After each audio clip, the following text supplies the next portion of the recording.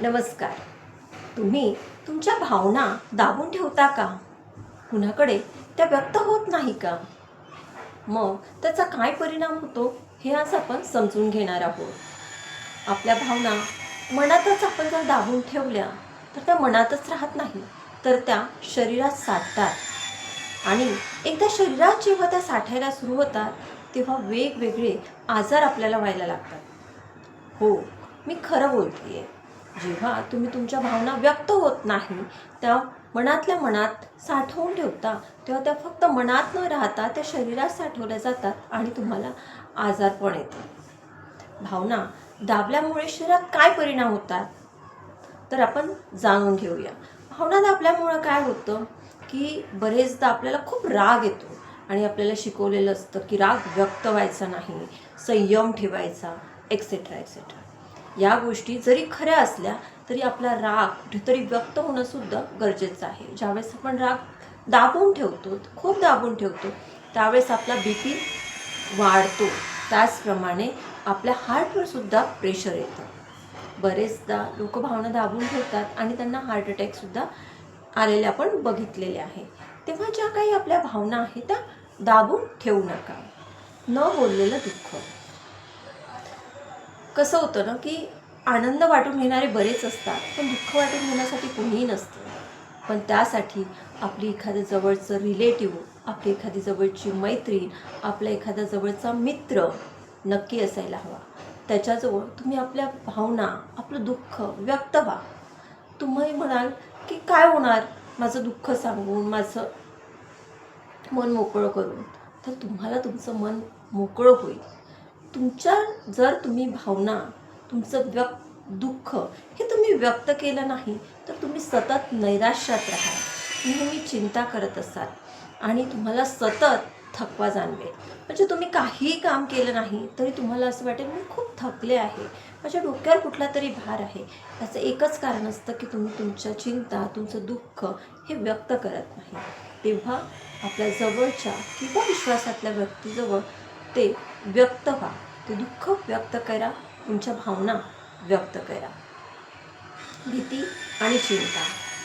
बरेचदा आपल्याला भीती वाटत असते की असं होईल का, मी असं बोलले तर काय होईल, भांडण होईल का, किंवा आपण भविष्याची सुद्धा चिंता करतो. आपला मुलगा पहिली ते दुसरीत असतो आणि आपण भविष्याची चिंता करतो. माझा मुलगा डॉक्टर होणार का, माझा मुलगा इंजिनियर होणार का. यासारख्या चिंता सोडा. किंवा छोट्या छोट्या सुद्धा चिंता असतात की बऱ्याच महिलांचे हजबंड्स ड्रिंक करतात. आज आपला नवरा ड्रिंक करून येणार का, तो कसा बिहेव करेल. किंवा हे स्त्रीच्या बाबतीतच मी बोलत नाही आहे, तर जेंट्सला सुद्धा, पुरुषांना सुद्धा चिंता आणि भीती असते की आज मी घरी गेल्यावर बायकोचा मूड कसा असेल, ती चिडचिड करेल का, ती काही गैरसमज करून घेईल का. यासारखी भीती आणि चिंता ज्यावेळेस आपल्या मनात असते त्यावेळेस आपल्याला पोटाचे विकार होतात, आपल्याला गॅसेस होतात. आणि आपण हल्ली बघतो आहे की ज्याला त्याला गॅसेसचा प्रॉब्लेम झाला आहे, गॅस होतो का गॅस होतं हे कारण मी म्हणाल माझी लाईफस्टाईल चांगली आहे, मी सगळं जे काय फायबर्स आहे ते खातो, माझं जेवणाचं अगदी काटेकोरपणे आहार तज्ज्ञाला विचारून मी सगळं करते, तरीही मला गॅसेस का होतं, ब्लोटिंग का होतं. कारण आपण चिंता करत असतो आणि या चिंतामुळे आपल्याला पोटाचे विकार होतात, आपल्याला गॅसेस होतात. त्यानंतर आपण जाऊन घेऊया अस्वस्थता. बरेचदा आपण अस्वस्थ असतो, कधी काही कारणही नसताना आपण अस्वस्थ होतो किंवा एखाद्या छोट्याशा कारणानेही अस्वस्थ असतो. कुठेतरी आपण जर साधा म्हणाल तर टी व्हीत कुठली तरी न्यूज ऐकली किंवा व्हिडिओ एखादा बघितला आणि तो अस्वस्थ करणारा असेल तर आपण अस्वस्थ होतो आणि त्यामुळे काय होतं, आपल्याला त्वचेचे विकार होतात. अस्वस्थ होण्याची अनेक कारणे असू शकतात, पण आपल्याला जाणून घेणं आहे की आपण अस्वस्थ का होतो. तर अस्वस्थ होऊ नये, कुठल्या गोष्टीसाठी आपण अस्वस्थ व्हावं किंवा कुठल्या गोष्टी अस्वस्थ होण्यासारख्या खरंच आहे का हे तपासून बघा. जर तुम्ही अस्वस्थ जास्त झालात तर तुम्हाला त्वचेचे विकार हे नक्की होणार, त्याप्रमाणे डोकेदुखीसुद्धा होणार. मग आपण समोरच्या पॉईंटकडे जाऊया की भावना मोकळ्या करा. मी म्हणतीये भावना मोकळ्या करा. कुणाजवळ करा? आपल्या जवळच्या विश्वासातील व्यक्तीजवळ त्या मोकळ्या करा. त्यातून तुम्हाला रिलॅक्स फील होईल. मग मनातलं कुणाशी तरी बोला.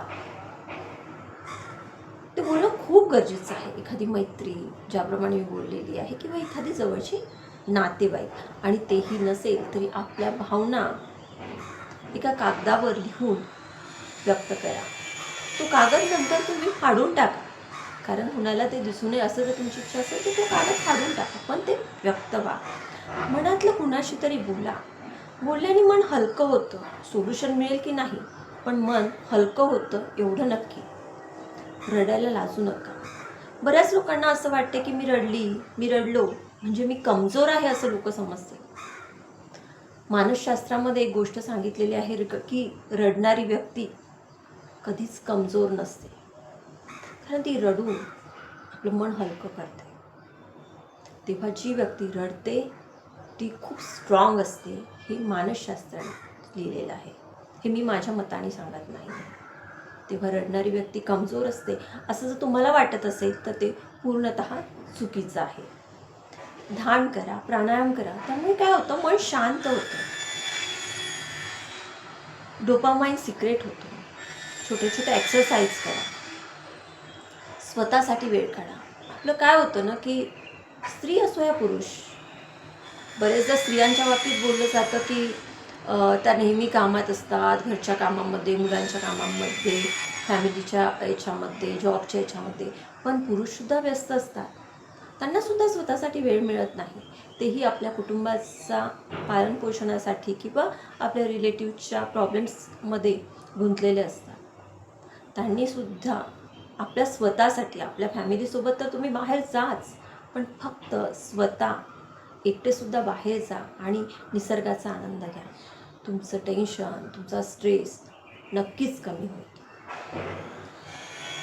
गरज असल्यास एका तज्ज्ञाचा सल्ला घ्या. मी असं म्हणत नाही की मी ॲज अ सायकोलॉजिकल काउन्सिलर म्हणून तुम्हाला हे सांगते आहे. पण कधी कधी आपल्याजवळ कुणीच व्यक्ती नसतो. आपल्या मनात एक टेन्शन असतं की अरे मी हिच्याजवळ बोलली किंवा याच्याजवळ बोलली तर ही गोष्ट तो आज नाही उद्या लीक होईल. आपले जे काही रिलेशन्स आहे त्याच्यामध्ये काही प्रॉब्लेम झाले तर गैरफायदा घेतला जाईल. तेव्हा तुम्ही सुरक्षित म्हणून एका सायकोलॉजिकल काउन्सिलरचा सल्ला घेऊ शकता. त्याच्याशी मनमोकळे बोलू शकता आणि तिथून तुम्हाला सोल्युशनही मिळू शकतं. सोल्युशन मिळेल हे म्हणण्याऐवजी त्या प्रॉब्लेमशी, त्या भावनेशी तुम्ही कसं कोपअप कराल, कसं समायोजित व्हा, हे तुम्हाला एक सायकोलॉजिकल काउन्सिलर टेक्निकली व्यवस्थित सांगितलं जातं. मला एक सांगा की तुम्ही तुमच्या भावना मनातच दाबून ठेवता का, की त्या कुणाजवळ तरी व्यक्त होता? मला या 2 प्रश्नांची उत्तरं कमेंट करून नक्की कळवा. जर तुम्हाला माझा व्हिडिओ आवडला असेल तर आपल्या नियर अँड डिअरसोबत नक्की शेअर करा. माझ्या यूट्यूब चॅनलवर नवीन असाल तर चॅनलला नक्की सबस्क्राईब करा. आपल्या चॅनलचं नाव काही कारणास्तव आपण चेंज केलेलं आहे. आपल्या चॅनलचं नवीन नाव आहे प्रांजल माइंड केअर. तेव्हा आपल्या चॅनलला नक्की सबस्क्राईब करा. तुर्तास इथेच थांबते. धन्यवाद.